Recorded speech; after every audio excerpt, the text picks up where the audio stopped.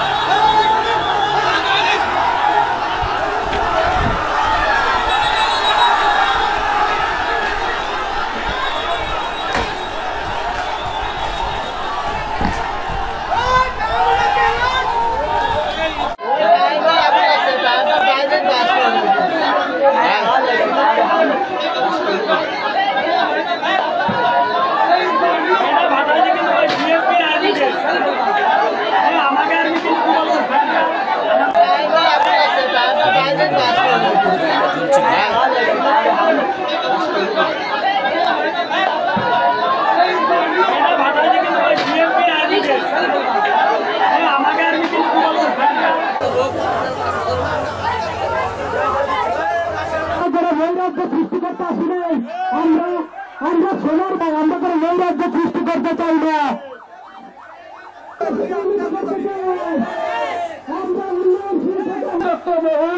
এবং আন্তর্জাতিক কৃষক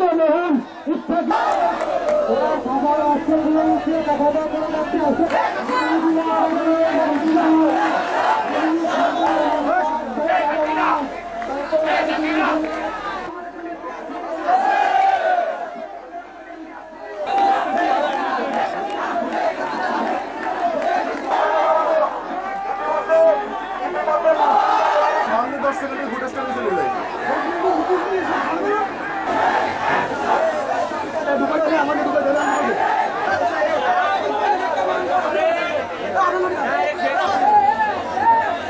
গোপালগঞ্জের শরীফ পাড়ায়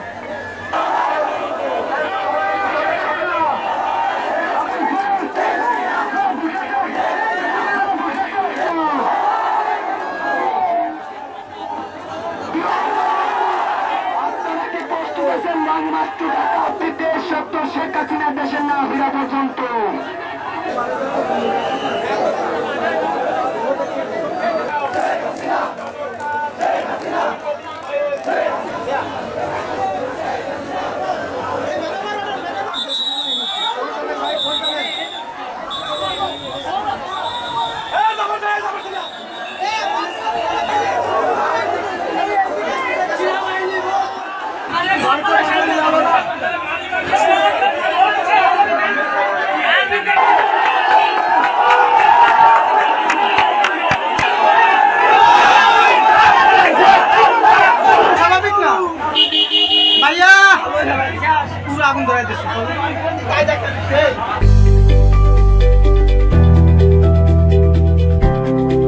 দেখলেন যথেষ্ট, কিন্তু বাংলাদেশের পরিস্থিতি কিন্তু আমার খুব ভালো লাগলো না, তাই তো?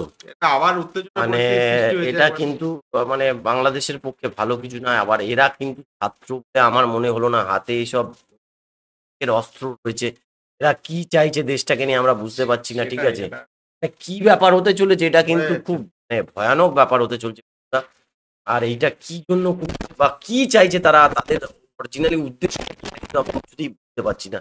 তো আপনারা যারা বাংলাদেশে আছেন তারা বলতে পারবেন, আমাদের কমেন্ট করে জানান যে এটা কি কারণে হয়েছে। গাড়িতে আগুন দিয়ে দেওয়াটা, আর্মির গাড়িতে আগুন দিয়ে দেওয়াটা কি কারণে? দেখুন, আর্মি তো আর কারো শত্রু না, তাদের গাড়িতে কেন আগুন দিতে গেল বা কি ঘটনা ঘটেছে, এটা কিন্তু আমরা এই প্রতিবেদনের মাধ্যমেই দেখতে পেলাম না, আমাদের অরিজিনাল বিষয়টা জানা নেই। তো বন্ধুরা, আজকের ছিল এই বিষয়, আর কালকে আবার একটা নতুন ভিডিও নিয়ে আসবো। আশা করি আপনারা সবাই ভালো আছেন, সবাই সুস্থ থাকবেন, সাবধানে থাকবেন। আমরা বারংবার চাইছি বাংলাদেশ আবার শান্তিপ্রিয় জায়গায় ফিরে আসুক। তা দেখা যাক আগামী দিনে তার অপেক্ষা করতে হবে। আজকে এখানেই শেষ করব। Tata, bye bye. সবাই ভালো থাকবেন।